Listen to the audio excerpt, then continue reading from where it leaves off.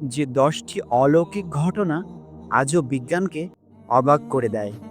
আসসালামু আলাইকুম রহমতুল্লাহ।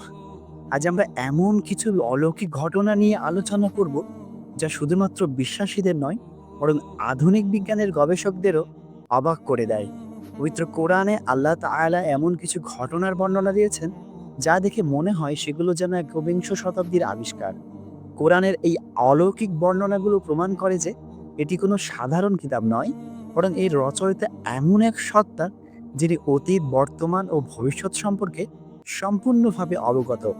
আসুন কোরআনের সেই ১০টি অলৌকিক ঘটনা সম্পর্কে জানি, যা আজও বিজ্ঞানকে অবাক করে দেয়।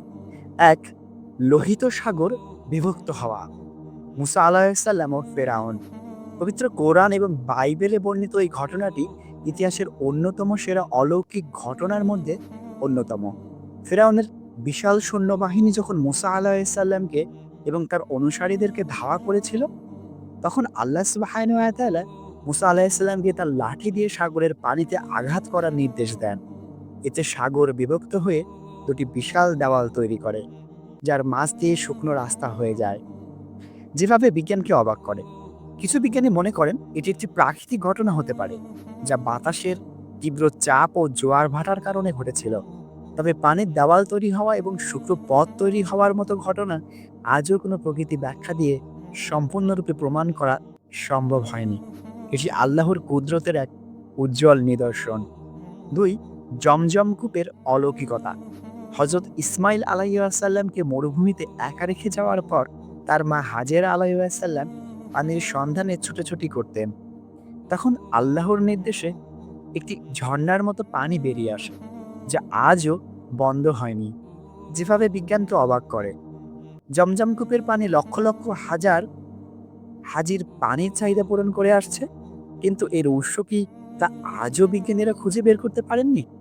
এর আশেপাশের কোনো পানির উৎস বা নদী নেই। এটি মূলত পাথরের মধ্যে থেকে প্রবাহিত হয় এবং এর পানির উপাদান পৃথিবীর জন্য কোনো পানির উপাদানের সাথেই মেলে না। ৩. কোরআন গর্ভস্থ সন্তানের বর্ণনা। কোরআনে সূরা আল মুমিনুন এর ১৩ ও ১৪ নম্বর আয়াতে মানব সৃষ্টির বিভিন্ন ধাপ সম্পর্কিত বিস্তারিত বর্ণনা রয়েছে। শুক্রবিন্দু থেকে জমাট রক্ত, এরপর মাংসপিণ্ড, তারপর তাতে অস্থি ও মাংস পরিধান করানো। যেভাবে বিজ্ঞানকে অবাক করে। ১৪০০ বছর আগে যখন কোনো মাইক্রোসফট বা আধুনিক যন্ত্রপাতি ছিল না, তখন কোরআন এই নিখুঁত বর্ণনা দেওয়া হয়েছে, যা আধুনিক এমব্রায়োলজি বা ভ্রূণ তত্ত্বের গবেষণার সাথে সম্পূর্ণ মিলে যায়। ৪. লোহার অলৌকিক সৃষ্টি। সূরা আল হাদীদে আল্লাহ বলেন, আর আমি নাজিল করেছি লোহা, যার মধ্যে রয়েছে প্রচণ্ড শক্তি এবং মানুষের জন্য অনেক উপকার। আয়াত ২৫। যেভাবে বিজ্ঞানকে অবাক করে। বিজ্ঞানীরা প্রমাণ করেছেন যে লোহা পৃথিবীতে তৈরি হয়নি, প্রচণ্ড তাপমাত্রার তারার বিস্ফোরণের ফলে লোহা সৃষ্টি হয় এবং উল্কাপিণ্ডের মাধ্যমে পৃথিবীতে আসে। কোরআনে নাজিল বা অবতীর্ণ শব্দটি ব্যবহার করে এই সত্যকেই ইঙ্গিত দেওয়া হয়েছে, যা আধুনিক জ্যোতির্বিদ্যা আবিষ্কার করেছে। ৫.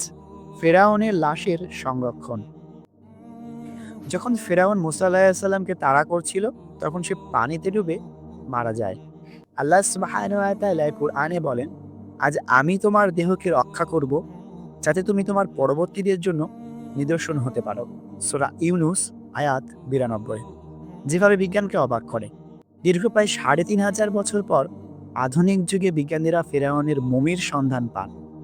পরীক্ষা করে দেখা যায় তার শরীরে লবণের অবশেষ পাওয়া গেছে, যা থেকে প্রমাণ হয় যে সে পানিতে ডুবে মারা গিয়েছিল। এটি কোরআনের সত্যতাকে আবারও প্রমাণ করে। ৬. পৃথিবীর আকৃতি ও ঘূর্ণন। কোরআনের বেশ কয়েকটি আয়াতে পৃথিবীর আকৃতিকে ডিমের মতো বা গোলাকৃতির বলা হয়েছে। একই সাথে পাহাড়গুলোকে পৃথিবীর ভারসাম্য রক্ষাকারী হিসেবে উল্লেখ করা হয়েছে। যেভাবে বিজ্ঞানকে অবাক করে। ১৪০০ বছর আগে যখন পৃথিবী সমতল বলে বলে ধারণা করা হতো, তখন কোরআন পৃথিবীর গোলাকার আকৃতিকে ইঙ্গিত দেয়। এছাড়াও আধুনিক বিজ্ঞান প্রমাণ করেছে যে টেকটনিক প্লেটের সঞ্চালনের কারণে পাহাড়গুলো মাটির গভীরে গেঁথে যায় এবং ভূমিকম্প প্রতিরোধে সহায়তা করে। ৭. আসমান ও জমিন এক ছিল। সূরা আল আম্বিয়াতে আল্লাহ সুবহানাহু ওয়া তাআলা বলেন, যারা কুফরি করে তারা কি দেখে না যে আসমান ও জমিন একভূত ছিল, অতঃপর আমি উভয়কে পৃথক করেছি? আয়াত ৩০। যেভাবে বিজ্ঞানকে অবাক করে, এটি বিগ ব্যাং তত্ত্বের সাথে সম্পূর্ণ মিলে যায় যা আধুনিক বিজ্ঞান আবিষ্কার করেছে। বিগ ব্যাং তত্ত্ব অনুযায়ী মহাবিশ্বের সব উপাদান এক বিন্দুতে ছিল এবং প্রচণ্ড বিস্ফোরণের মাধ্যমে তা বিচ্ছিন্ন হয়ে বর্তমান আকৃতি ধারণ করে। ৮. সাগরের গভীরতার রহস্য। কোরআনে বলা হয়েছে যে সাগরের গভীরতায় অন্ধকার রয়েছে, যেখানে ঢেউয়ের উপরে ঢেউ এবং তার উপরে মেঘ রয়েছে, যেভাবে বিজ্ঞানকে অবাক করে। আধুনিক সাবমেরিন এবং গবেষণায় জাহাজ দিয়ে বিজ্ঞানীরা প্রমাণ করেছেন যে সাগরের গভীরতা প্রায় ২০০ মিটারের বেশি হলে সেখানে কোনো আলো পৌঁছায় না এবং সম্পূর্ণ অন্ধকার থাকে। এছাড়াও ঢেউয়ের একাধিক স্তরের বিষয়টিও বৈজ্ঞানিকভাবে প্রমাণিত। ৯. বৃষ্টির পানি চক্র। কোরআনে বৃষ্টির পানিকে আকাশের মেঘ থেকে অবতীর্ণ হওয়া এবং তা মাটির নিচ দিয়ে প্রবাহিত হওয়ার বর্ণনা দেওয়া হয়েছে, যেভাবে বিজ্ঞানকে অবাক করে। হাইড্রোলজিক্যাল সাইকেল বা পানিচক্রের এই বর্ণনা ১৪০০ বছর আগের মানুষের পক্ষে জানা সম্ভব ছিল না। কোরআনে বলা হয়েছে এই পানি বাষ্প হয়ে মেঘে রূপান্তরিত হয়, যা থেকে বৃষ্টি হয় এবং ভূগর্ভস্থ জলাধারের সৃষ্টি হয়। ১০. আঙ্গুলের ছাপের রহস্য। সূরা কিয়ামাতে আল্লাহ বলেন, মানুষ কি মনে করে যে আমি তার অস্থিসমূহকে একত্রিত করতে পারবো না? অবশ্যই আমি তার আঙ্গুলের অগ্রভাগ পর্যন্ত সুবিন্যস্ত করতে সক্ষম। আয়াত ৩ ও ৪। যেভাবে বিজ্ঞানকে অবাক করে। আধুনিক ফরেনসিক বিজ্ঞান প্রমাণ করেছে যে প্রত্যেক মানুষের আঙ্গুলের ছাপ স্বতন্ত্র এবং এটি অন্য কারোর সাথে মেলে না।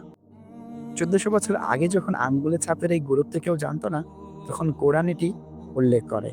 এই ঘটনাগুলো কোরআনের অলৌকিকতার সামান্য কিছু প্রমাণ। কোরআন আমাদেরকে মহাবিশ্বের সৃষ্টি, বিজ্ঞান এবং ইতিহাসের এমন কিছু গভীর সত্য সম্পর্কে জ্ঞান দেয়, যা আজও আমাদের নতুন নতুন গবেষণা ও উপলব্ধির দিকে পরিচালিত করে।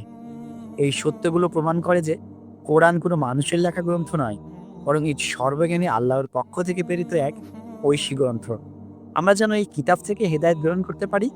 আল্লাহ আমাদের সেই তৌফিক দান করুন। আমিন। ভিডিওটি ভালো লাগলে সাবস্ক্রাইব করুন।